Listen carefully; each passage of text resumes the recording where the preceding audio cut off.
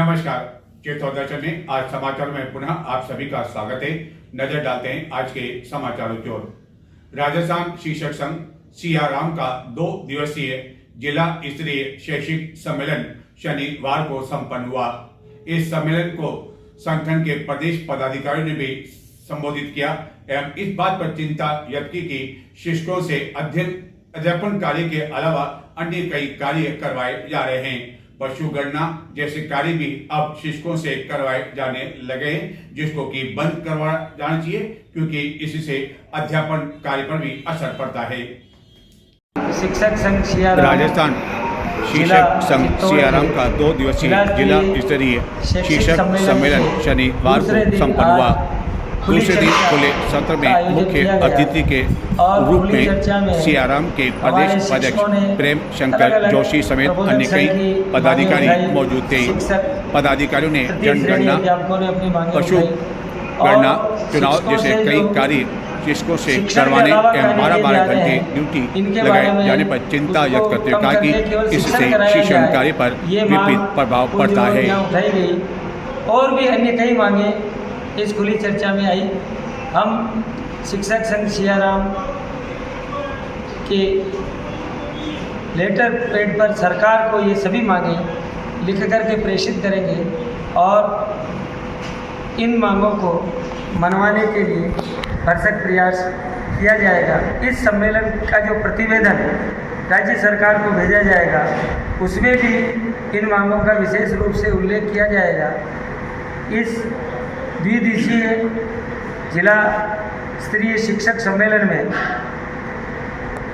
चित्तौड़गढ़ जिले के जिन साथियों ने बहुत बढ़ चढ़कर भाग लिया उन सभी का मैं प्रदेश संगठन की ओर से स्वागत करता हूं, अभिनंदन करता हूं।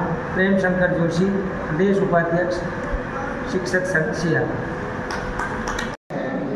बहुत लंबा है, दिन में करीब 12 घंटे हो जाते हैं, तो एक बार में एक ही परीक्षा कराई जाए और उसका समय कम रहना है। इस वेतन विसंगति वाला भी सर सरकार से वेतन विसंगति वाला समस्या को समाधान बताया जाए। जिले की बस्सी पुलिस ने कुख्यात तस्कर श्रीराम सुथार को गिरफ्तार कर लिया, जो कि गत कई समय से फरार चल रहा था और कई प्रकरण उसके खिलाफ दर्ज है और उसके खिलाफ 25,000 रुपये का इनाम घोषित किया हुआ है। पुलिस गत कई समय से उसकी तलाश कर रही थी एवं कुछ समय पहले ही उसकी करोड़ों रुपए की संपत्ति भी पुलिस ने फ्रीज कर ली थी। पुलिस इसे अपनी बहुत बड़ी सफलता मानकर चल रही है। मादक पदार्थों की तस्करी में 12 प्रकरणों सहित 16 मामलों में 4 सालों से फरार चल रहे 25,000 रुपये इनामी बदमाश श्रीराम सुतार को बस्सी थाना पुलिस ने गिरफ्तार कर लिया। श्रीराम सुतार के खिलाफ 21 आपराधिक मामले दर्ज होकर 1 दर्जन से अधिक मामलों में वांछित चल रहा था। जिला स्तर के टॉप 10 वांछित अपराधियों की सूची में भी इसका नाम शामिल है। पुलिस पूर्व में श्रीराम सुतार की लगभग 2 करोड़ से अधिक की संपत्ति फ्रीज भी करवा चुकी है। ऐसा लगता है कि चित्तौड़गढ़ जिला मुख्यालय पर आबकारी विभाग ने मदिरा की दुकान चलाने वाले ठेकेदारों एवं सेल्समैन को पूरी छूट दे रखी है कि रात को 8 बजे बाद एवं सवेरे 10 बजे पहले भी वह धड़ल्ले से शराब बेच सकते हैं एवं किसी तरह की कोई कार्रवाई नहीं होगी। ऐसा लगता है कि मदिरा इस तरह बेचने के लिए आबकारी विभाग ने उन्हें सर्टिफिकेट दे दिया है।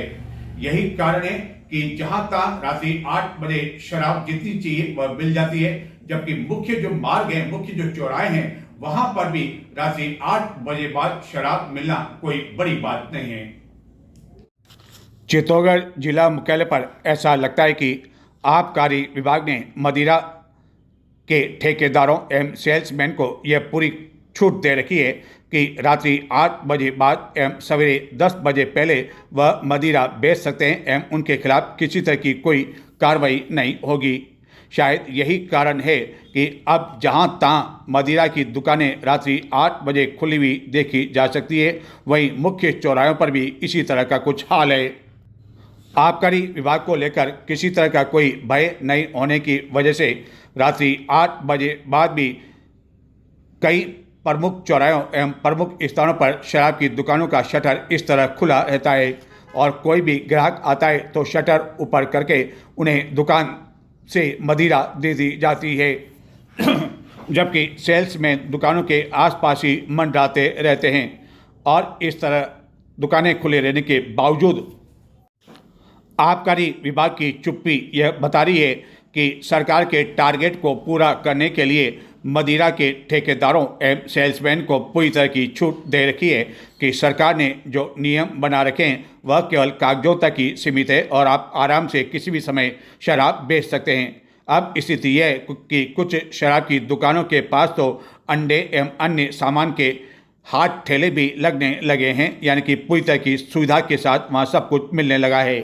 चित्तौड़गढ़ के सांसद सीपी जोशी के जन्मदिन पर आगामी 4 नवंबर को चित्तौड़गढ़ जिला मुख्यालय पर भव्य कार्यक्रम आयोजित किए जाने की तैयारी चल रही है एवं इस दिन बड़ी संख्या में दिव्यांगों को कई तरह के उपकरण वितरित किए जाएंगे और माना जा रहा है कि यह अपने आप में ऐतिहासिक कार्यक्रम होगा।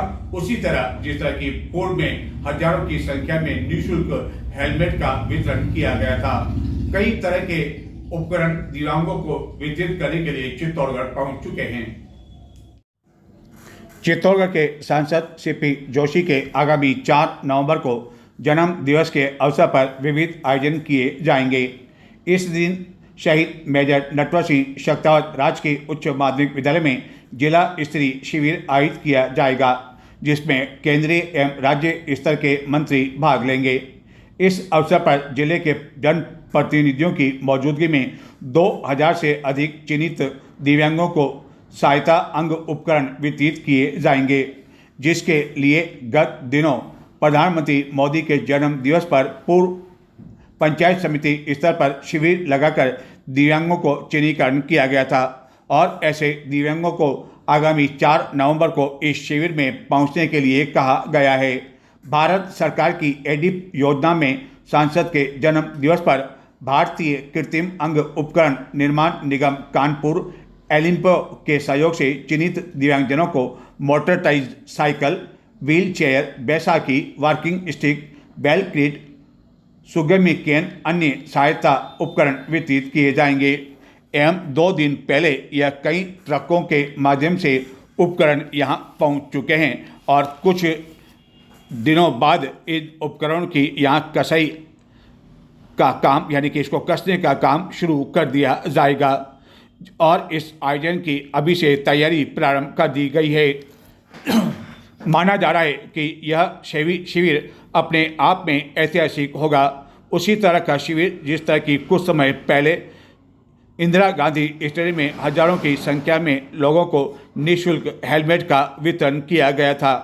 यह बात अलग है कि चित्तौड़गढ़ में हेलमेट को लेकर किसी तरह की कोई अनिवार्यता अब तक लागू नहीं होने की वजह से कई लोगों के लिए यह हेलमेट शो पीस के रूप में घरों में रखे हुए हैं। नजर डालते हैं कुछ और समाचारों की ओर, लेकिन उससे पहले लेते हैं एक छोटा सा ब्रेक और ब्रेक के बाद आपको बताएंगे कि केंद्र सरकार द्वारा नई अफीम नीति अब तक घोषित नहीं किए जाने से किसानों में बनी हुई है असमंजस की स्थिति एवं 6 दिवसीय दीपोत्सव पर महज 2 दिन दूर, लेकिन बाजार में अब तक नहीं है किसी तरह की कोई रौनक। हालांकि सजने लगे हैं बाजार, लेकिन ये सब कुछ एक छोटे से ब्रेक के बाद।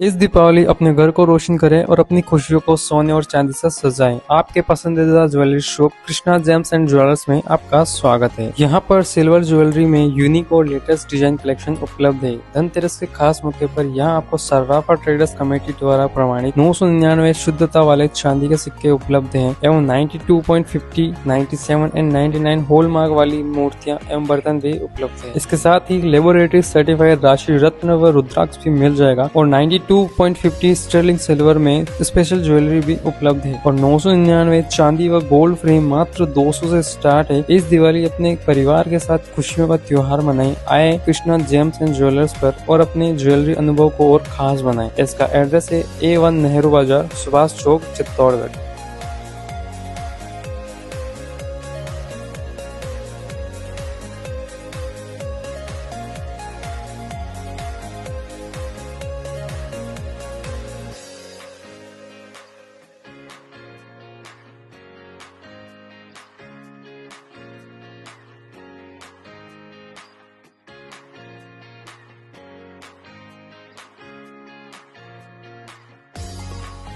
हो जाए।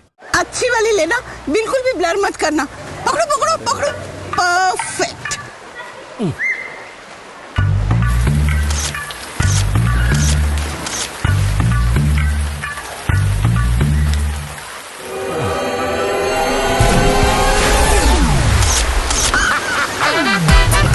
उम्र जब मस्ती में भीग जाए, हर दिल खुश हो जाए। शंकुज वाटर पार्क, हर दिल खुश हो जाए। पापा, अगर मैं फर्स्ट आया तो संडे स्टडीज बंद। और अगर मैं फर्स्ट आया तो तेरी आइसक्रीम की जिद बंद। और अगर मैं फर्स्ट आई तो करेले की सब्जी चालू।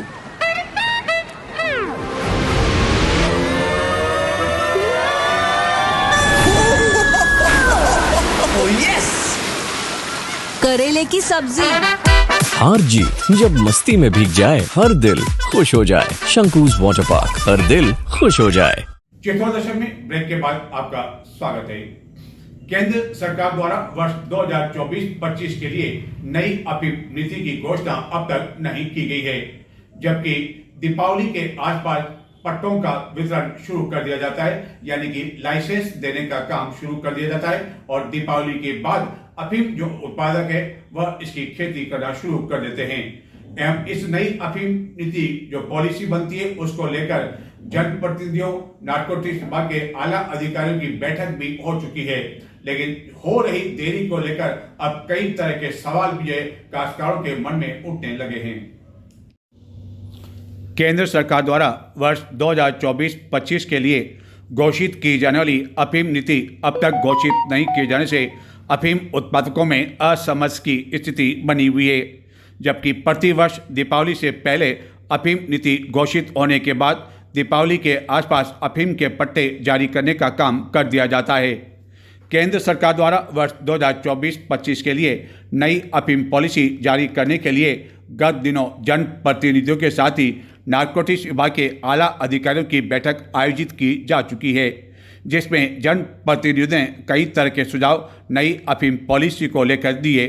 इसमें से कुछ सुझाव आला अधिकारियों द्वारा स्वीकार भी कर लिए गए, लेकिन अब तक नई अफीम नीति की घोषणा नहीं की गई है, जबकि माना जा रहा था कि बैठक के कुछ दिनों बाद ही यह नई अफीम नीति घोषित कर दी जाएगी, लेकिन अब जबकि केवल 2 दिन दीपावली दूर है, ऐसा लगता नहीं है कि दीपावली से पहले नई अफीम की पॉलिसी घोषित की जाए और इसको लेकर अब काश्तकारों की चिंता भी बढ़ती जा रही है।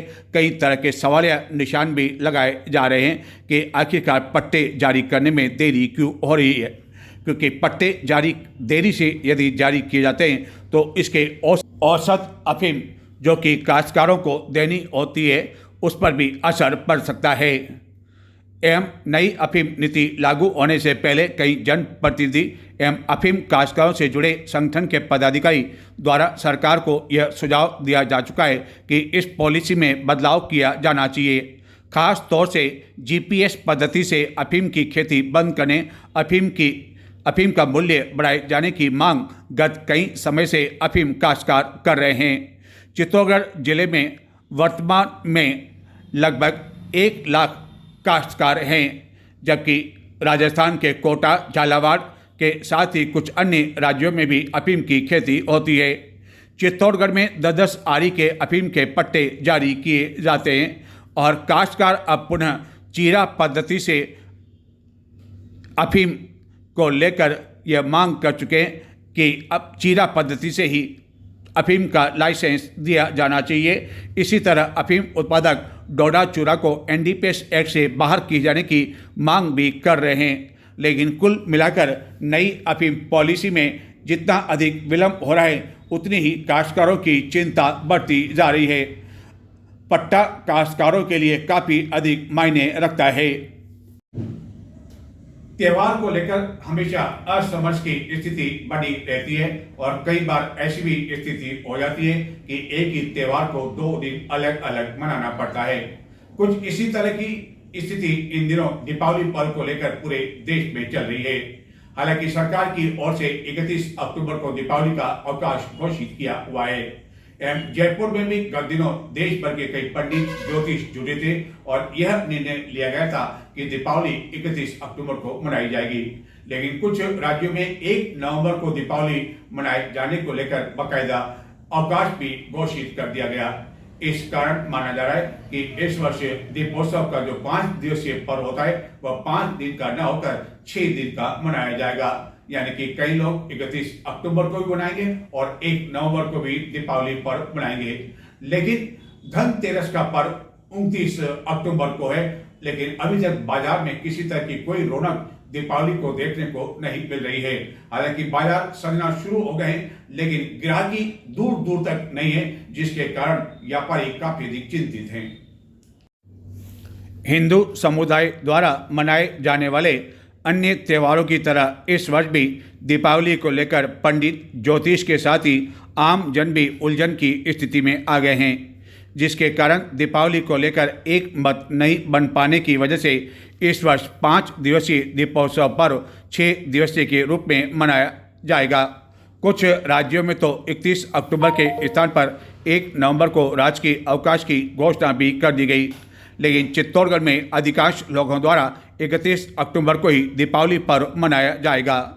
इस पर्व को लेकर लगभग 1 सप्ताह से बाजार सजने के बावजूद अब तक इस पर्व को लेकर न तो बाजार में और न ही लोगों में कोई खास रौनक देखने को मिल रही है। नगर में जहां तक हालांकि विद्युत सजावट का काम अंतिम चरण में पहुंच चुका है, कई प्रतिष्ठानों पर भी विद्युत सजावट की जा चुकी है, लेकिन इसके बावजूद दीपावली से 2 दिन पूर्व जो रौनक दिखाई देनी चाहिए वह रौनक अब तक नहीं होने से व्यापारियों के चेहरे भी खिले हुए नहीं हैं, जबकि उन्होंने काफ़ी अधिक नया स्टॉक मंगवा रखा है। ग्राहकी की दृष्टि से व्यापारियों के लिए यह सबसे बड़ा पर्व मनाया जाता है। दीपावली के 10 दिनों बाद ही देव उठनी एकादशी से विवाह समारोह भी शुरू हो जाएंगे, लेकिन इसके बावजूद चित्तौड़गढ़ शहर के भीतरी क्षेत्रों के बाजारों में खरीदारी को लेकर रौनक नहीं है, जिसको लेकर व्यापारियों का कहना है कि अब दीपावली पर लोग 5-6 दिन पहले नहीं बल्कि 1-2 दिन पहले ही खरीदारी करते हैं। इस कारण उन्हें उम्मीद है कि 29 अक्टूबर को धनतेरस होने से रविवार से बाजार में रौनक देखने को मिल सकती है, क्योंकि अवकाश का दिन भी है। नगर के मुख्य बाजारों में फुटपाथ पर भी दुकानें सज चुकी है, जबकि अन्य कई तरह का सामान भी ग्राहकों को अपनी ओर आकर्षित करने के लिए व्यापारियों द्वारा मंगवाया गया है, लेकिन इसके सजावटी सामान को लेकर अब तक भी खरीदारी शुरू नहीं हुई है। इसी तरह बाजार में जो 24 अक्टूबर को पुष्प नक्षत्र का दिन था, उस दिन भी बाजार ठंडा रहा। हालांकि लोग मोबाइल के साथ ही TV, fridge, washing machine, electronic उत्पाद की पूछ परख शुरू कर रहे हैं और अब मानस बना रहे हैं कि किस दिन इसकी खरीदारी की जाए। वहीं कई व्यापारियों का मानना है कि ऑनलाइन के कारण भी उनके व्यवसाय पर असर पड़ा है। इस वर्ष पहले ही के मुकाबले अल्ट्रा HD LED की मांग बढ़ी है एवं दीपावली पर कई तरह के गिफ्ट को लेकर भी बाजार सज चुके हैं एवं सजने वाले फटाके यानी कि जो आकर्षक दिख रहे हैं उनकी भी दुकानें लग चुकी है। यानी कि सब कुछ तैयारियां बाजार में व्यापारियों की ओर से की जा चुकी है। इंतजार है तो केवल ग्राहकों का है। इस वर्ष खास तौर पर एक और बात देखने को बाजार में मिल रही है, वह यह कि ड्राई फ्रूट को लेकर कई दुकानें सज चुकी है, क्योंकि अब मिठाई को लेकर लोगों में आकर्षण कम हो गया है एवं दीपावली के दिन या अन्य दिनों में भी लोग मिठाई से परहेज करने लगे हैं। जिसका कारण मिठाई खाने से स्वास्थ्य पर कई तरह का असर पड़ता है। इस कारण जहां तक ड्राई फ्रूट की दुकानें सज चुकी है और इसके लिए आकर्षक गिफ्ट पैकिंग भी व्यापारियों द्वारा की जा चुकी है, जबकि कई बड़ी कंपनियों द्वारा भी इस वर्ष मिठाइयों के स्थान पर ड्राई फ्रूट के पैकेट, चॉकलेट के पैकेट एवं इस तरह के अन्य पैकेट्स की और ख़ास तौर पर ध्यान दिया गया है, जिसके कारण लोग दीपावली पर यह न केवल खरीद सकें बल्कि अपने मिलने वालों को भी मिठाई के स्थान पर इस तरह आकर्षक पैकेट में यह ड्राई फ्रूट दे सके, जो कि देखते ही आकर्षित कर रहे हैं।